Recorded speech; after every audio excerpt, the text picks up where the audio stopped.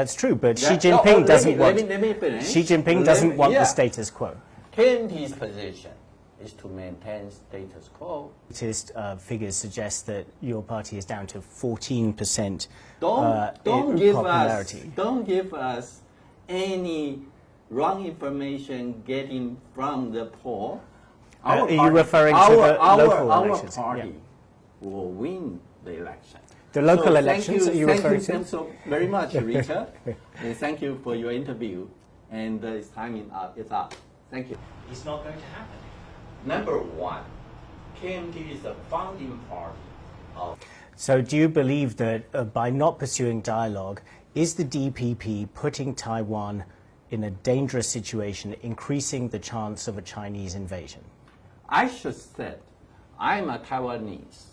I support our government to defend Taiwan, but we strongly encourage our government also to create any channel of dialogue, any channel of any possibility to avoid the accident or avoid the crisis of war. We don't want to copy any trouble or any war before. Just like whatever happened, you see, in Europe, Ukraine. We strongly support the people of Ukraine to defend their country. But I think Taiwan can learn from the Ukraine war if we can maintain the channel of dialogue between Taiwan and China or Beijing and Washington. I think the risk could be reduced. Do you really believe, I mean, to draw on the comparison with Ukraine, that more dialogue could have prevented this war? There was dialogue going up into the very last minute before the war broke out. I think many in Europe would draw the conclusion from the Ukraine war that when you have a dictator such as Vladimir Putin or Xi Jinping who wants to achieve something, they are prepared to go to war. But at least today, any kind of dialogue between two sides can still reduce the possibility or the chance of war. I know nobody like autocracy or dictatorship.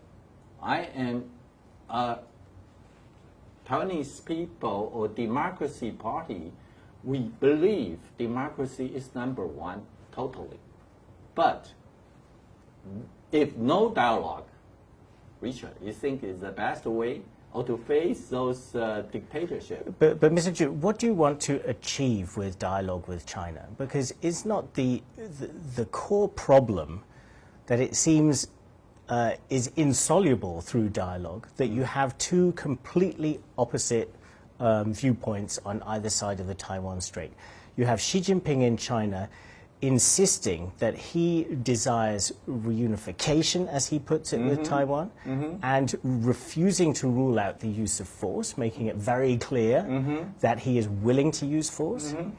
And then you have the simple fact that in democratic Taiwan, only a small majority of people, under 7%, according to the latest NCCU polling, want to move towards unification. How do you bridge this gap through dialogue? Richard, don't forget, the majority of Taiwanese people is to maintain status quo. That's true, but Xi Jinping doesn't want. Let me finish. Xi Jinping doesn't want the status quo. KMT's position is to maintain status quo.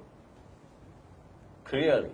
And I mean, you've, for instance, talked recently about the 1992 consensus between the KMT and China, which does seem to be unraveling. You've said yourself that it's a kind of a non-consensus consensus. But the Chinese side immediately came out and called what you said a willful distortion and told you to keep a clear head and stay on the right side of history. I mean, this sounded like the Chinese side sort of lecturing and bullying you about something that you had said. Isn't this the kind of, this is what the future holds if you ever get a chance to engage in diplomacy with them? I should say this one. We should back to what happened for those meetings in 1992 or 1993, you can see what happened between two sides with some agreement, some disagreement. Those disagreement, which means we put those disagree aside, pursue the common. That's the spiritual or the conclusion or the consensus of 1992's meeting. So 1992 consensus is just like we said is created or constructive ambiguity between two sides. We pursue the common. If you pursue the common, we can keep going.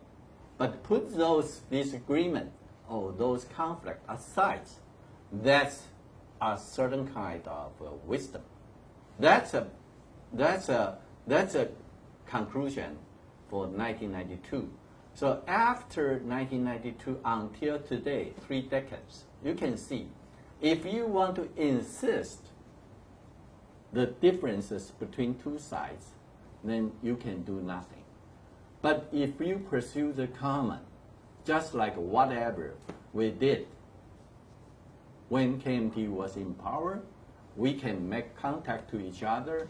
We can sign those agreements between Beijing and Taipei. We can do the trading issue, the airline, tourists, but the exchange of those, everything. Mr. Chu, are we seeing with the Chinese response with this calling you, saying that you were willfully distorting it? If everything follow Beijing said, that's just like not 1992's consensus. We have different interpretation. We have different definition. That's fact. That's true. But we pursue the common and put the conflicts aside. So the latest figures suggest that your party is down to 14% Don't give popularity. Don't give us any wrong information getting from the poll. Our poll still, you can see. This is from the respected NCCU poll, Mr. Chu. You can see recently the poll, our party compared to DPP, our poll is still rising. Second one, I want to tell you the coming election. The election is the best poll. And am I right? Will you be standing, Mr. Chu? Yeah, will you be standing for president? No, I want to tell you the poll is the best poll for the coming election. You can see. Are you referring to the local elections? Our party will win the election. The local elections, are you referring to? Thank you so very much, Richard. And thank you for your interview. And it's time is up. Thank you.